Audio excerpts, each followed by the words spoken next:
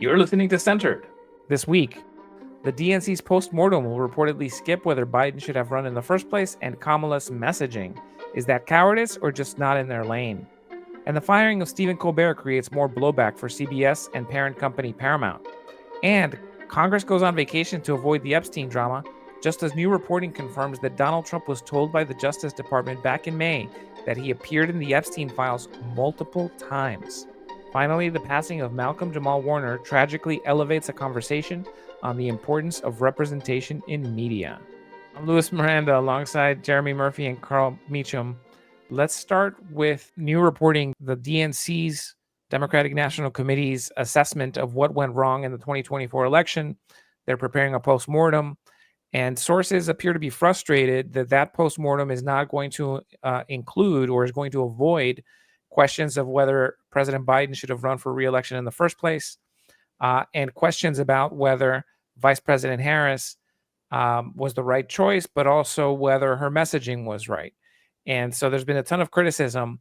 I think one of the interesting dynamics with this is that there's a consistent misunderstanding of what the Democratic National Committee's role is. And it certainly is kind of the representation of what the National Democratic Party is. But the Democratic Party is not any one entity. And I think that's, we've talked about this before.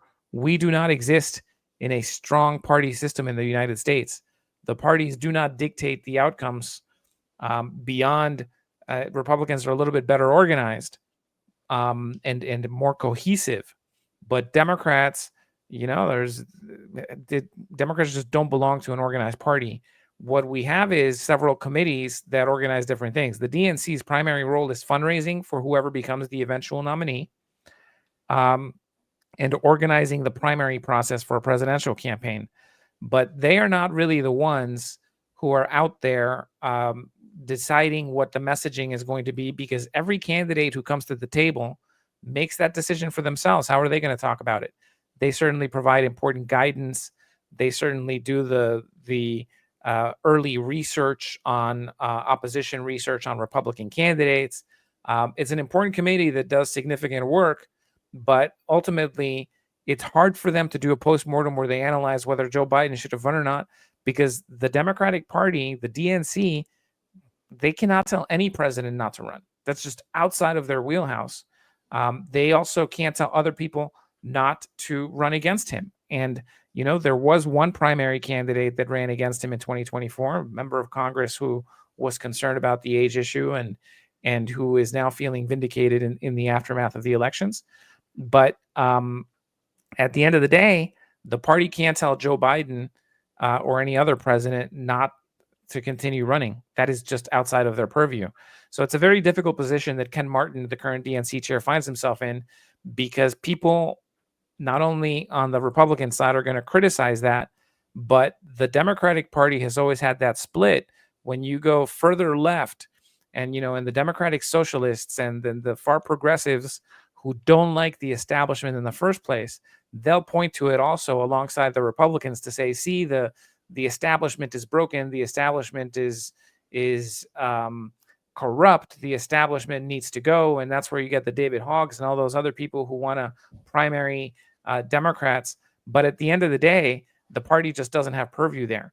And if you're a progressive who does not like the claims that the party interferes and puts their thumb on the scale against a far left candidate, then you also shouldn't want a party that tells a president that they have to get out. Like, at the end of the day, that's the point of primaries, is to let voters decide. And the Democratic Party is supposed to adhere to that. But you'll see the far left make that claim, and it's bogus. I think that Ken Martin is in a terrible situation here, where I think they're going to have to revisit this now that this news has come out ahead of the postmortem. They're going to have to make some statements that address this, and that acknowledges that, frankly, they're just not in a position to be able to tell any candidate not to run. Doing a post-mortem without the Biden question is like asking Mary Todd Lincoln to review the show. I mean, give me a break. This is that's the prime question here. Like, you can't do one without the big elephant in the room.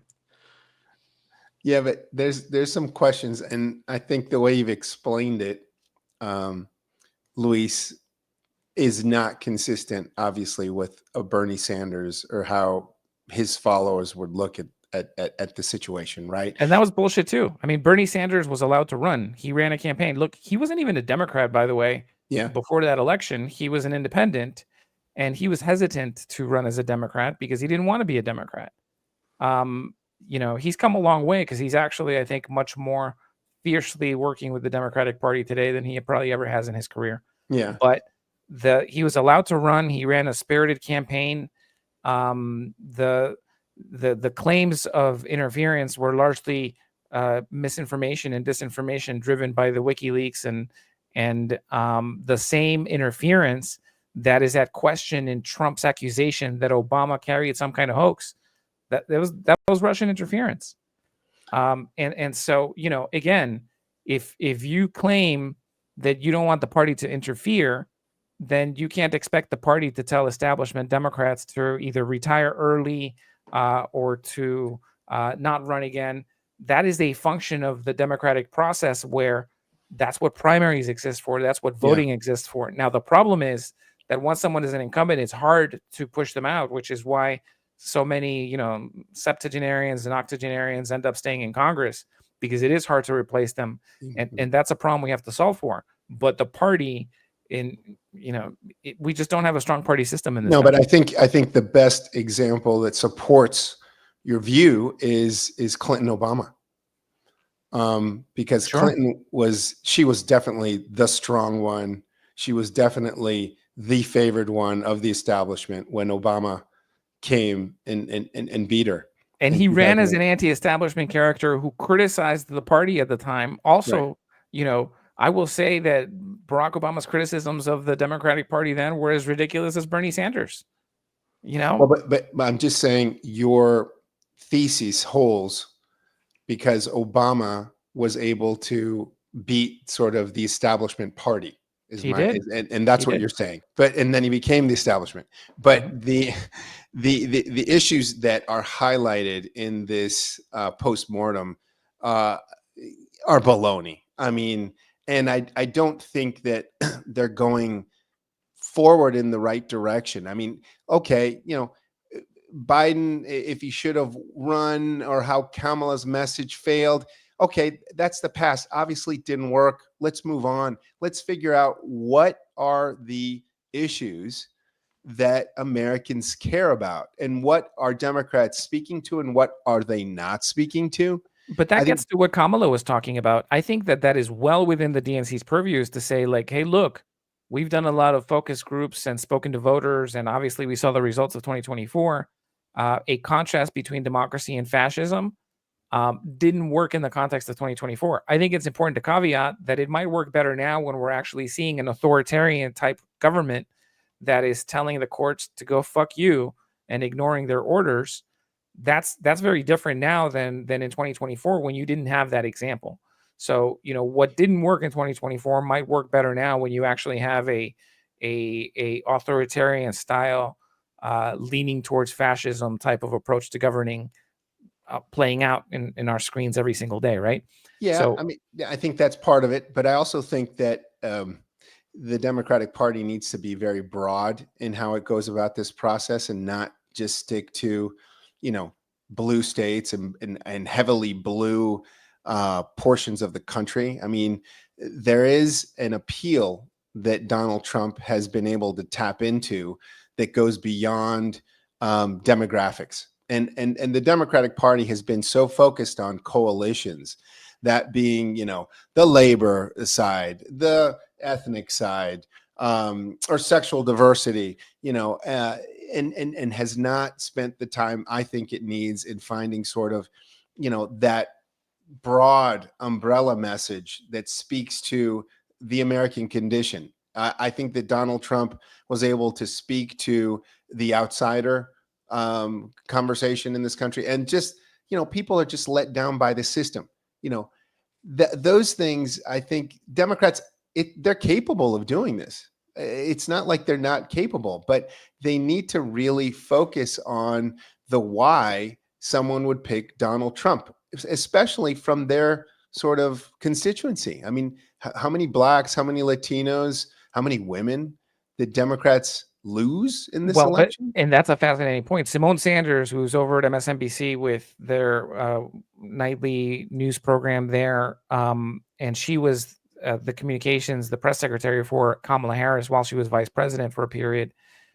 She made a very good comment, which is, the campaign was out there spending hundreds of thousands of dollars on advertising on this Las Vegas sphere, but yet they didn't put money into holding a town hall in Black and brown neighborhoods that ultimately ended up where Democrats lost a ton of ground to Donald Trump, of all people. You're talking about losing Black and brown voters to the most racist man to have run for the White House since I don't know, Strom Thurmond, who But Luis, I'm maybe. going to push you on that. I think that's the mistake. I don't think it's about tailoring a message to Black and brown. I think that what Donald Trump, but at least showing up and reaching out. But what Donald Trump found, that there was a message that hit all of it, and it was this dissatisfaction with the system. Oh, but they reached out directly too. The Trump administration reached out directly, did things with barbershops. I mean, there were all kinds of things. I remember, yes, and the things that were trending on our Instagrams and all our feeds, I think was again something that was very effective. But they did find this dissatisfaction with the system, and the narrative that he created was that he was the solution, and he talked about problems that every American had, lower middle class, white, Black, brown, it didn't matter. And I think that's something that Democrats really need to focus on, not tailoring it just to Blacks. Or now you're going to find Democrats going to white neighborhoods or lower middle class white areas. Well, I think they should. They too. They should. The Democratic Party's anti-whiteness should be part of this post-mortem.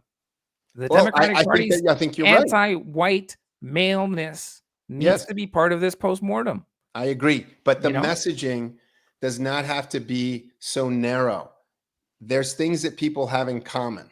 Sure. And I think everybody has economic concerns, and kitchen table issues are the bread and butter of the Democratic Party. And there's a lot that cuts across there, because at the end of the day, a lot of the frustration is fueled by, the economic populism that drove Sanders and Trump is fueled by opportunity, the difficulty of people getting jobs now, even when they have college degrees. A lot of people are regretting that they got college degrees. So you're right, Carl. There is plenty that can be done to look at issues that cut across. But I think Simone Sanders is right in saying that the party neglected its base voters and could have invested more there instead of, dumping hundreds of thousands of dollars a day on the Las Vegas sphere. That's definitely true. And so the party should be looking at that as part of its postmortem. They can certainly make recommendations about spending. They do raise a significant amount of money for whoever the nominee ends up being.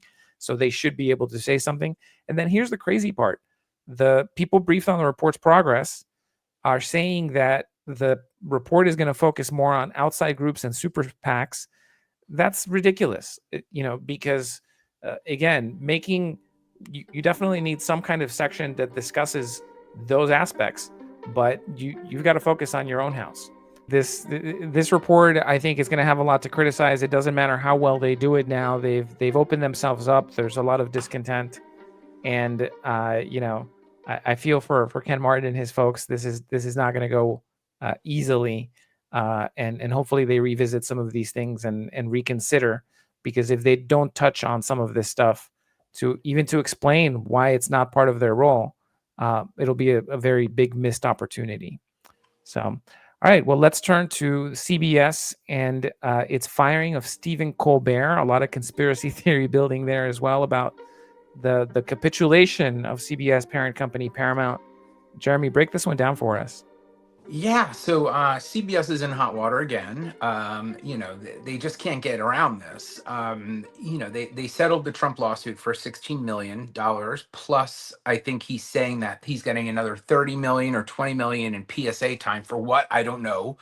PSA and Donald Trump is kind of, they don't go together, because he has never done anything to help anybody but himself. Now, CBS has announced they're canceling the Late Show with Stephen Colbert, and they're saying it is a financial decision. but the timing is coincidental to the Trump lawsuit, and Colbert has not been shy about going after Trump.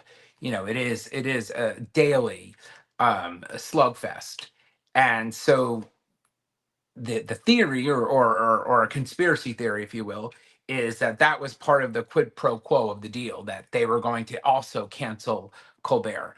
Um, the timing is a little fishy, but what I will say is, having worked at CBS for 14 years, um, it does sound like a rational business decision. The late night ad market is cratered. The demographics are in the tubes. People are not staying up watching. Either they're not home, or they're watching streaming, or they're in bed. So the late night model has kind of crashed.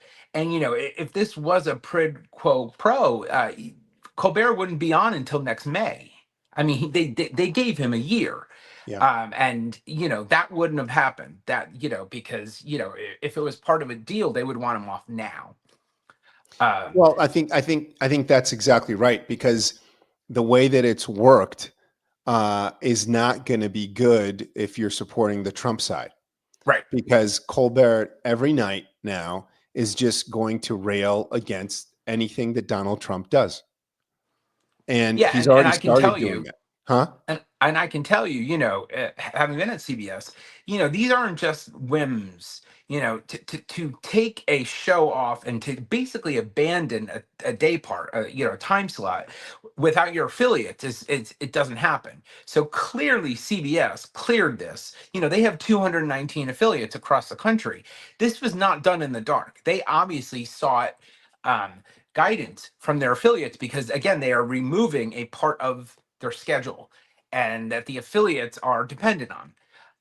Because Jay Leno used to do plugs for news, or they would cross promote each other. To me, it was obviously a business decision. It probably could have been done a little less clumsy to avoid it being part of this conspiracy theory, but I don't think it holds water. And what's going on right now at CBS is part of Paramount, and Paramount is trying to merge with Skydance, and that needs the FCC approval on it, and that was Trump's leverage.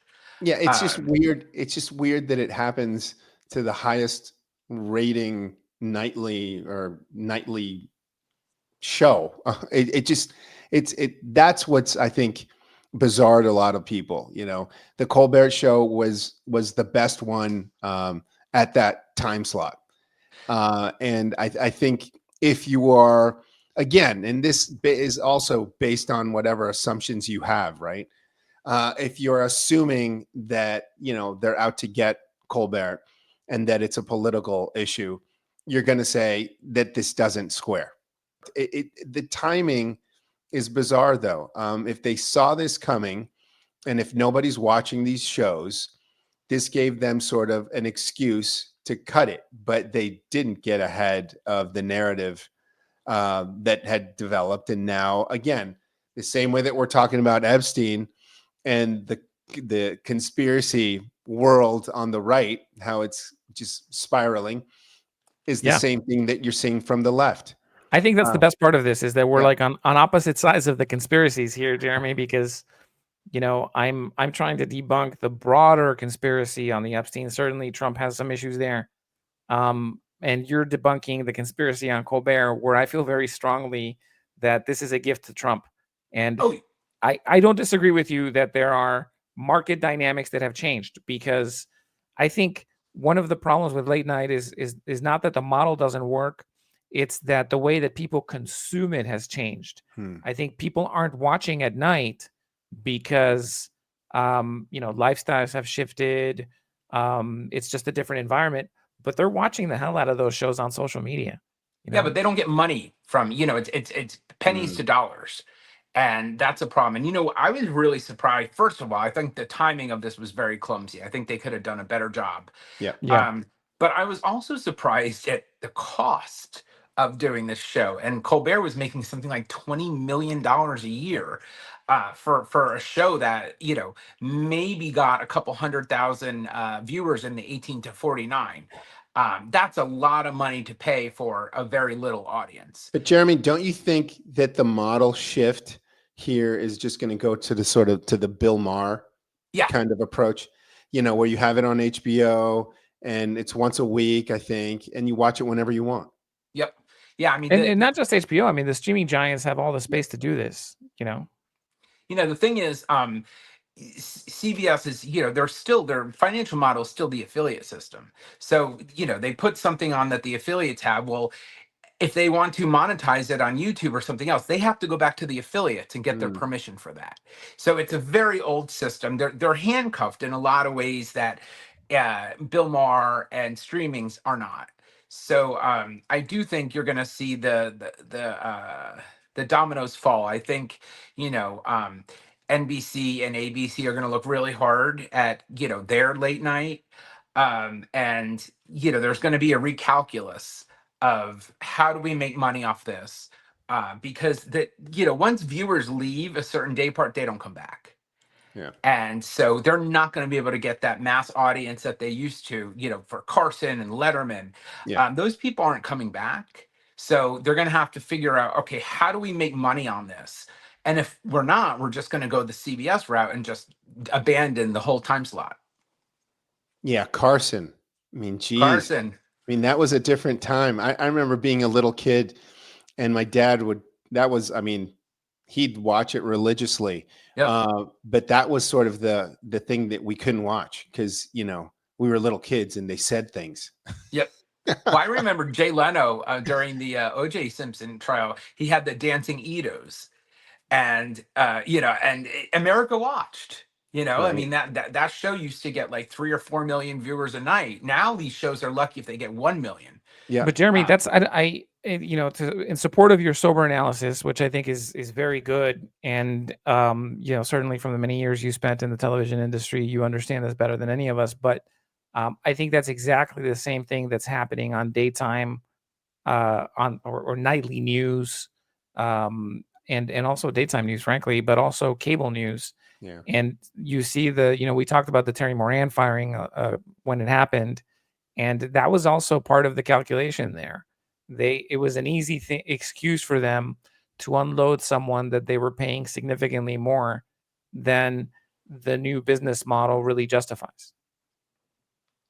It reminds me of, whenever there's a writer strike or a actor strike, and people talk about the devastation between the studios and the actors, whatever, studios and networks like strikes because they use something called force majeure to get out all the contracts they don't want. So sometimes these things are good these are businesses. They're not there thinking of Joe Q. Public and how do we make him happy? No, they're thinking about how do we make money? And it's not, it all comes down to the dollars. Yeah. Yeah. And on that, I wish I had an envelope that I could just raise here and lift up and make an educated guess about who the next domino to drop will be. Yeah. I would say it's, I think it's ABC. I think it's Kimmel. Yeah, I can see that. Last. I think NBC treats the Tonight Show as an institution, and I think they're going to keep it, but they'll probably try to refine it so it's still profitable. Yeah. But I just in fairness, we've seen this play out, right? We saw Carson, what it was to, I guess, our parents. There's Letterman. You mentioned Leno as well, Jeremy. Arsenio Hall. I remember that. That was like, a new thing and, breaking ground there. And then Conan.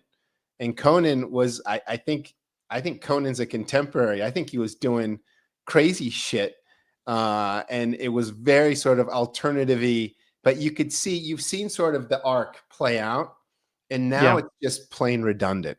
Yeah. And I think Fallon has a lot of creativity on his show, to be fair. I think Jimmy Fallon is arguably the best of the late night hosts, in my opinion, because he has added so much creativity. Mm-hmm. He's brought on different types of guests and given platforms to new types of artists in different communities.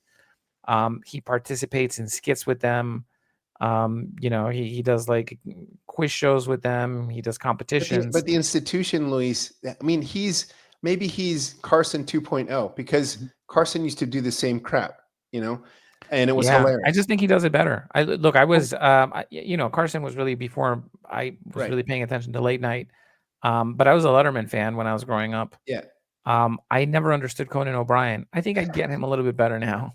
I watched his Kennedy Center Honors and you know, I think I have a little bit of a better appreciation for him, but I just never understood Conan, and I think Fallon's got a great grasp on the public. So hopefully he survives a little bit longer. But yeah, I think it's not just late night, it's just this whole model where digital consumption is killing local media, it's killing nightly news, it's killing even cable news. And you're going to see the consequences of that in the coming weeks. I mean, NBC is spinning off MSNBC because they just don't want to deal with it anymore. It'll be interesting to see what their coverage looks like when they suddenly lose all of the credibility of NBC's reporting. And not just credibility, but just the substance of that NBC reporting as they become this new entity that houses just MSNBC and other assets. It's really fascinating. So, Jeremy, thank you for your expertise on that one. Thank you. And, you know, looking to moments that shaped the way that people see themselves in the media, Carl, we've been exchanging a lot of messages on the passing of Malcolm-Jamal Warner and what he meant to an entire generation. But I think people forget, like, it's been interesting to see that on the one hand, there's been a huge focus, if you're of a certain age, on his passing, and yet so many people don't even know who he is or the Cosby Show, or only remember Bill Cosby now for his later court trials. But for you and for me and for people of that generation who grew up watching the Cosby Show, you know, for me it was just a fun show to watch. But for so many, it was representation in a way that had been missing from mainstream television up to that point. Oh, for sure. And you know, you did have other shows that were trying to make a point in society. You know, you had Archie Bunker and All in the Family, right? You had kind of shows that were making a social point, right? But this was a different kind of show. The Cosby Show was portraying a successful Black family, right? With love, with humor, with the challenges that any American family could recognize. And that was what was so revolutionary about it, right? It wasn't a family that was poor in, you know, in a bad neighborhood and, you know, they were coping with, you know, difficulty. It was a well-off show or a well-off family.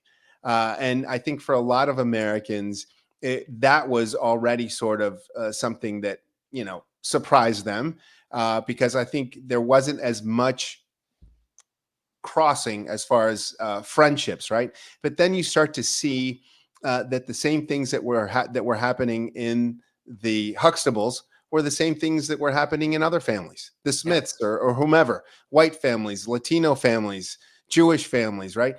They had the same problems. They had the same, their parents had the same angst. And then you had this character that we're talking about with Malcolm-Jamal Warner, right? And Theo. And Theo, to me, was I was the same age. So the struggles, the conversations, the clashes that he had with his dad in particular, and the way that they were resolved were very, you know, they were consistent with the life that we were living at the time. Obviously, you know, now, as you've mentioned, Luis, you know, the Cosby Show and Bill Cosby is remembered in a different way. But I think a lot of folks at the time, let's not forget, he was America's dad.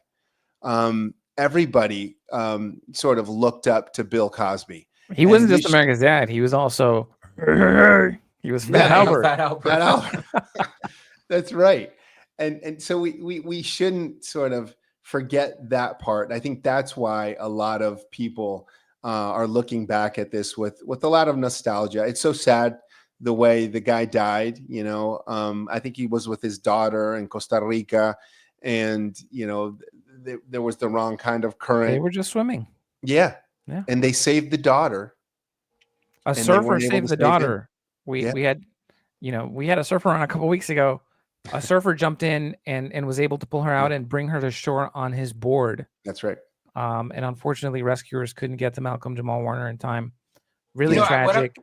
I think, Carl, you hit on it. What I loved about that show was, Bill Cosby was a doctor, Felicia Rashad was a lawyer, but they didn't bang you over the head with it. It was just what mom and dad did, That's right. and they lived in this very nice area, I think in Brooklyn Heights, in a town, and it was just normal. Yep. And they didn't make it a socioeconomic thing. It was just kind of the backdrop.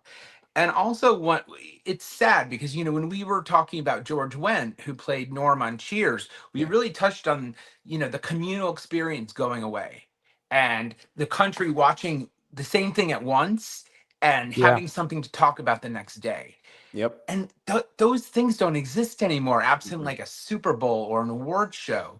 There's so much content, and you can watch it when you want, where you want.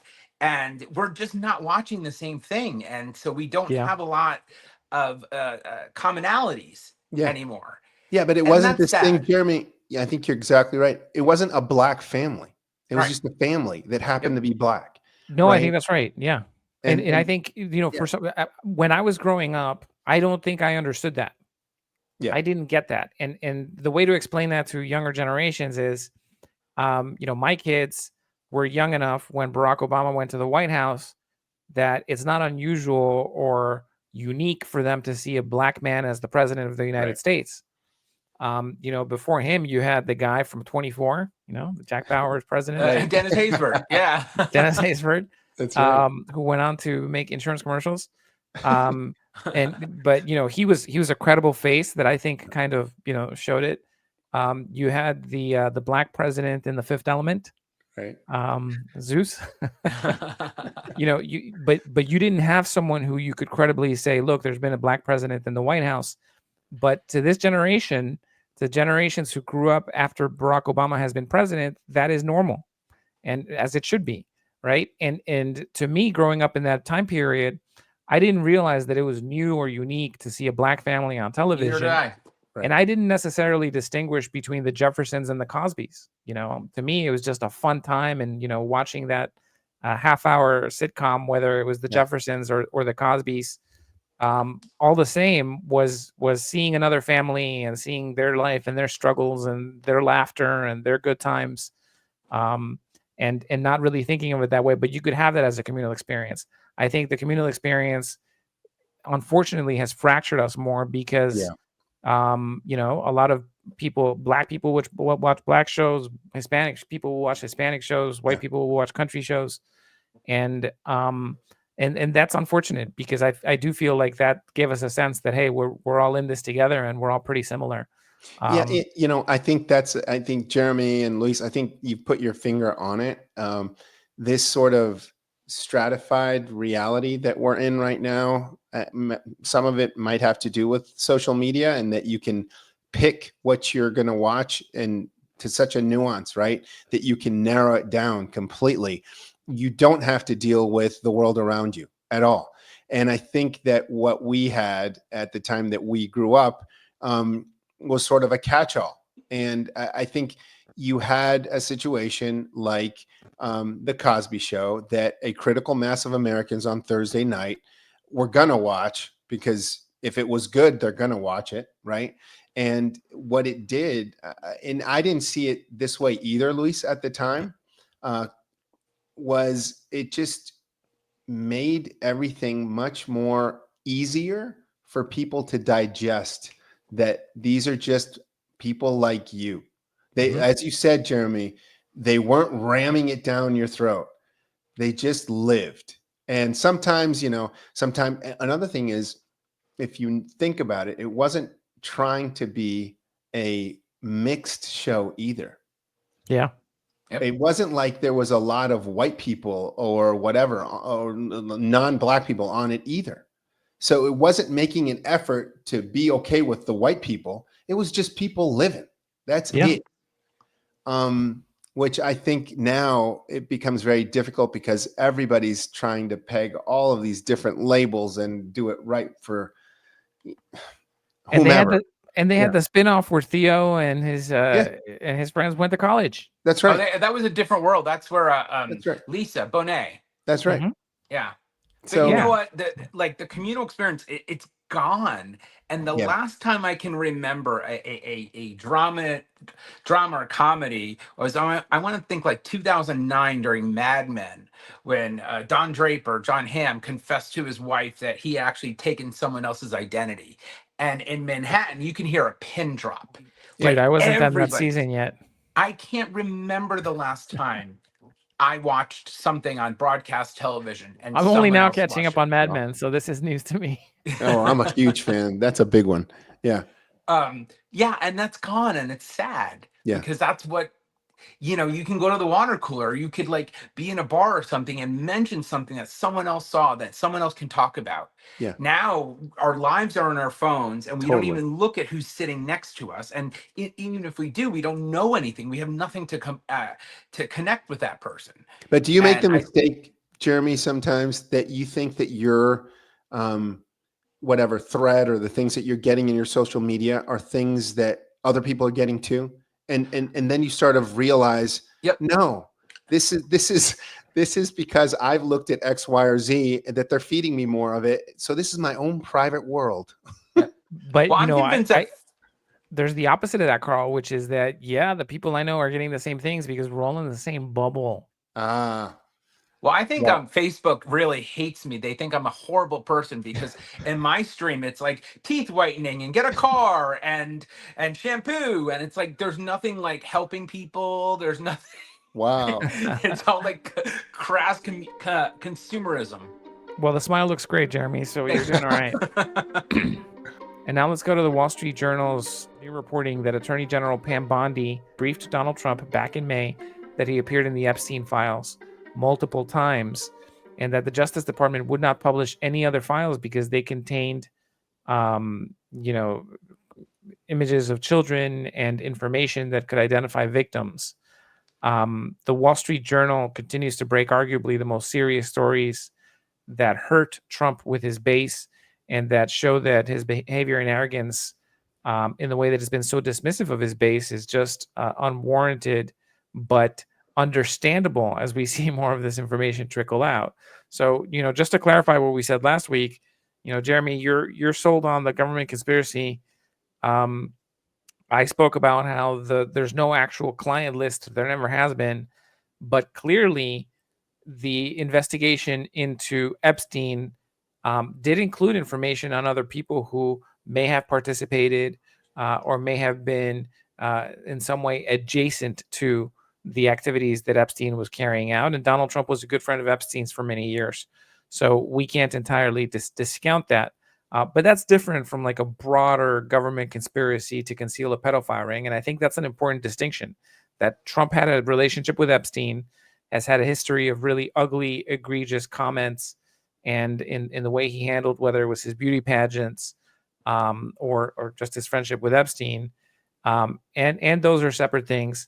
And there was a terrific podcast that Ross Down had led at the New York Times with the reporter who originally broke the Epstein story and whose investigative journalism led to this case really blowing wide open in the first place and Epstein getting arrested again.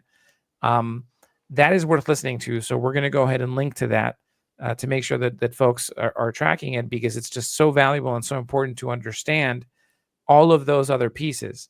That's different from saying that the QAnon and broader Epstein conspiracies are real, but that's what's at the debate, at the center of this debate, and that is creating so much tension, is that every little drip essentially just reiterates why people have so many concerns about this. I mean, is anybody really surprised that this man might be included in more files? I mean, I thought that was a given. I mean, Epstein was friends with every scumbag, and they're all over these files. So I'm really shocked that this is shocking to people. And I think Trump, what you see is him threatening to put Obama in jail now, and going after Brennan and Comey, and I think he's really freaking out now. I And call it the Russia hoax. Yeah. And this is him throwing anything against the wall to get, other people to, to look elsewhere. But, and in pointing Biondi and Bongiorno and Cash Patel, you would think he would have calculated this. Okay, these are people who are desperate, who have been, selling this Epstein conspiracy. And, the bill was going to come, and like they were going to have to produce. So I'm surprised that Trump appointed them knowing this. If Trump had nothing to hide, then the release of the files should just happen. I mean, and then let's just move on. Instead, we're just we're watching Congress. Congress has left for the year, right? They come back in September. I think they left a little earlier than what they'd hoped. They're going to go back to their districts. They're going to have town hall meetings, and they think that the town hall meetings aren't going to be sort of zeroing in and focused on Epstein. I don't know what they're thinking. It's going to be nuts. And the drip is just terrible. And oh yeah, it's every piece of information that comes out, because some of it is what the Wall Street Journal is credibly reporting, and then there's other stuff that's just made its way on social media now of old photos and videos and comments. Donald Trump's comments from the Howard Stern show that are being taken, in all fairness, slightly out of context, but that just make him look terrible. It's really ugly and gross. I mean, he said he was going to expose the elite. That's what this whole thing was about. He promised sunlight. And the more this drags on, the more people are just going to believe, as you're saying, Jeremy, that he's just protecting himself. That's all he's doing. And now you have a series of things happening, and the DOJ meeting with Maxwell. I think it's happening today. And then she's going to figure out what she's going to say. Everyone's thinking that there's a pardon that the administration is holding up. This Attorney General, Deputy Attorney General Todd Blanche is Trump's personal lawyer or former personal lawyer. So, this is adding more just bizarreness to this whole situation. And going after Rupert Murdoch, I think is the dumbest thing, because he's met his foe. I mean, Rupert is the ultimate pragmatist, and like Trump, he really doesn't have any ideology except money. And and the Wall Street Journal is probably one of the most credible news organizations. Despite the fact that he owns it, I think it's a testament to him as a businessman that he let them kind of be the Wall Street Journal and didn't try to turn it into the Daily Mail or the New York Post. And for Trump to deny, they had this sketch, and for Trump to say he's never sketched before, and then they found 4 others. I mean, they're not going to back up on this. I mean, if you think Murdoch, Fox News, they called Arizona. They're not his lapdog, and especially the Journal. So I'm really surprised that Trump didn't just let it go, and he kind of poured gasoline on the fire with that one. Yeah, well, they're suing. Carl, you're right. Todd Blanche was known for representing the president during the 2024 criminal trial in New York City.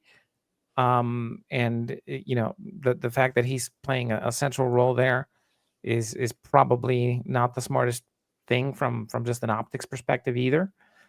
It looks like a cover-up, but for MAGA people listening, it's a cover-up by President Trump and his people. Here's the thing that I think is important for people to understand. When Congress gets back into town in September, this will still be an issue, and it's going to be an issue because there are enough Republicans who are feeling the heat from the base, who are going to side with Democrats. And to their credit, Democrats have been able to help keep this going. But you're going to see Republicans, as we saw in the House Oversight Committee, which actually voted to subpoena the records with appropriate redactions to protect victims in particular. But that they release them to the committee. Now, that doesn't mean that they're going to be out publicly. They'll be released to the committee. Nonetheless, we all know how Congress leaks. So that should provide certainly a lot of tension and issues to cover come September. So, the majority in the House may have thought that this was a good punt, but they're going to end up right in the same place where they started, or worse, because more revelations will have come out by then that will be damaging, and then they'll be just, I think, drinking from a fire hose. Yeah, there's an effort by, I'm just reading this. There's an effort by Senator Wyden, who's calling on the Department of Justice to investigate $1.5 billion in suspicious financial transactions linked to Jeffrey Epstein. This is stuff that they can do without any kind of legal process. This is information that the Treasury Department has, and this would add, I think, more understanding or more transparency, because it would identify the folks that did these transfers. And if the president doesn't have anything to hide, this would be a way to show who was doing what. I think transparency would probably also restore sort of public trust, and stop the speculation. This is all conspiracy. This is this dark hole of conspiracy that just gets worse by the day. Yeah. And unfortunately, it's the president who's feeding it. Yeah, definitely. I'm surprised at the clumsiness in this. They were caught flat-footed in this. No one did the calculus on this, and it keeps getting worse. And these people are just reading from different playbooks. And I'm just shocked that this has reached this fever point, because a coordinated White House would not have let this get that far.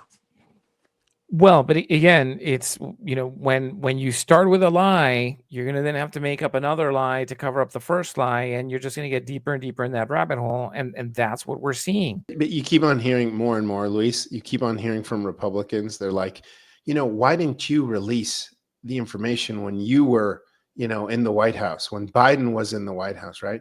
And it just seems to me like the whole orientation of the two parties is so different. I don't think Biden was sitting around trying to figure out ways to screw the other side. I think Biden was trying to figure out other ways to govern.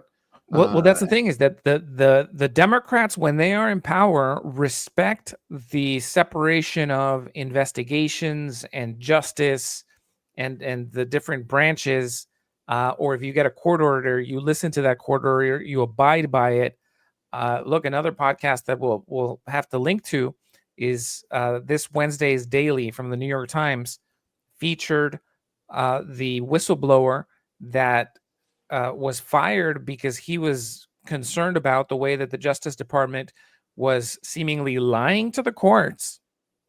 And on top of that, that they were basically told that they're going to have to tell the courts, fuck you, so that they could continue to deport people to El Salvador, to third countries, and kind of pretend that they hadn't heard. They basically told him, this is what came out in that podcast, that he should stop sending emails because they didn't want a paper record, so that they could pretend that ICE never got guidance that they never produced, so that they could continue to do those third-party deportation flights. Yeah, so that's like the revisionism. But my point there is that a lot of folks felt that Democrats weren't going to support transparency when it comes to Epstein because of alleged friendships, activity that might implicate Democrats, most notably Bill Clinton. So that's their orientation. Their orientation is that Democrats are also stuck in this, or that Democrats didn't want to release this information when they could have, because it would have implicated one of their own. That's not where Democrats are. And I don't think that's where American people are. I think American people, first of all, this feeds the whole conspiracy game. But most importantly, American people want to get along and deal with the problems that they have. They want to, they want solutions to problems. And this whole thing that we're in really takes away from solving those big problems that Americans supposedly voted for Trump, felt that he could do a better job dealing with. We're not addressing the problems. We're dealing with scandals. That's all we're doing. You know, my prediction is everybody's going down on this except Trump. Trump is going to survive this. But Pam, Bargiorno, Kash Patel, anybody who touches this is going to get singed except Trump. Thanks for another great show, guys. Absolutely. Really thought this was a great conversation. So thank you for tuning in, and we'll see you next week. Our panel featured Louis Miranda, former Obama White House communications advisor and former spokesperson at DHS, Carl Meacham, former Clinton appointee and a former senior Republican staff on the Senate Foreign Relations Committee, and Jeremy Murphy, former CBS executive, author, and publicist.